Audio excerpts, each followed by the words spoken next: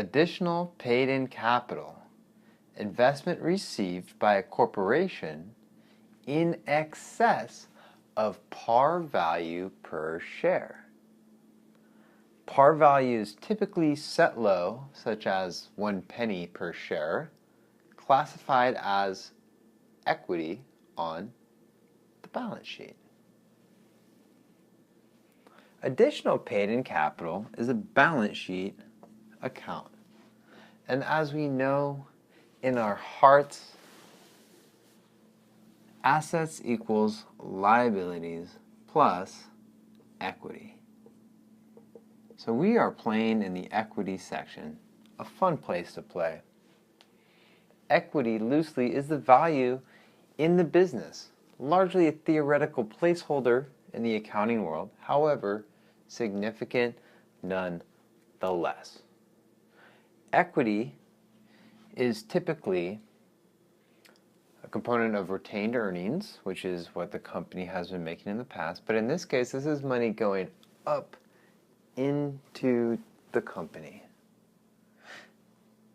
So your typical equity transaction is common stock. This is how people own. So we have stock in here. We have additional paid-in capital, which we're going to cover. We're going to call that APIC, additional paid-in capital. And we also have retained earnings. Retained earnings is how the income statement connects with the balance sheet. And so assets equals liabilities plus equity. Additional paid-in capital. How does it work? In essence, the classification, whether it's stock or additional paid-in capital, don't tell anyone I told you, is similar. Let's say I'm the sole owner of the company. Accounting play.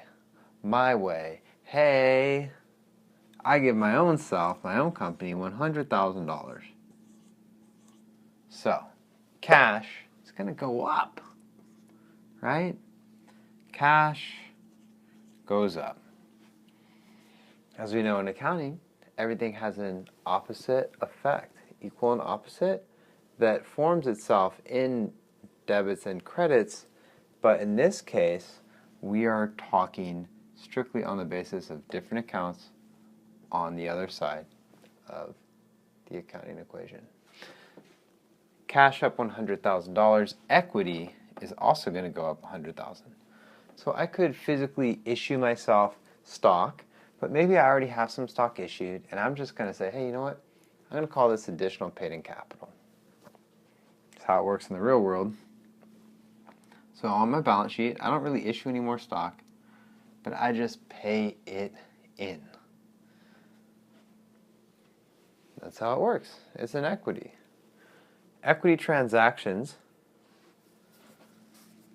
typically involve cash going up and equity going up in the form of common stock or additional paid-in capital. Now, additional paid-in capital does have some nuances and some legal nuances.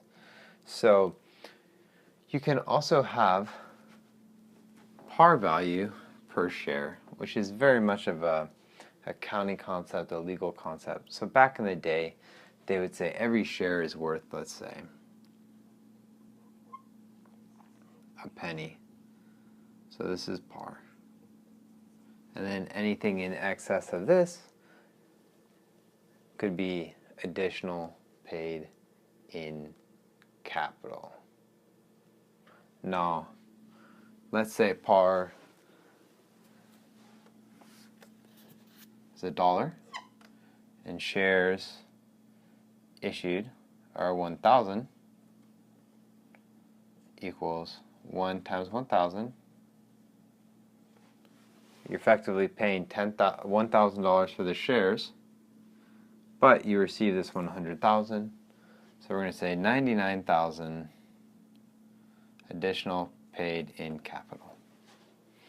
A little bit of a nuance and one to be researched further, depending on how you're going to actually apply this concept. I have never made a journal entry for issuance of common stock, nor do many, if any. So I'd like to focus on the fundamental entries of cash coming into the business for an equity investment. Cash coming up, 5 million, typical. In my line of work, at least. I'm joking. Cash coming up, $5 million. Equity, common stock, up 5 million. So we have a way of receiving the cash and showing in equity how that cash got here, and that's why it's very important. Call it additional paid-in capital, common stock, whatever the classification may be. The actual shareholders, this could be 5 million shares, this could be 5 billion shares. The amount of shares just changes the cost per share. So if you had shares of quantity 5 million, then it would be $1 a share. Or you could have shares at 500K, $10 a share.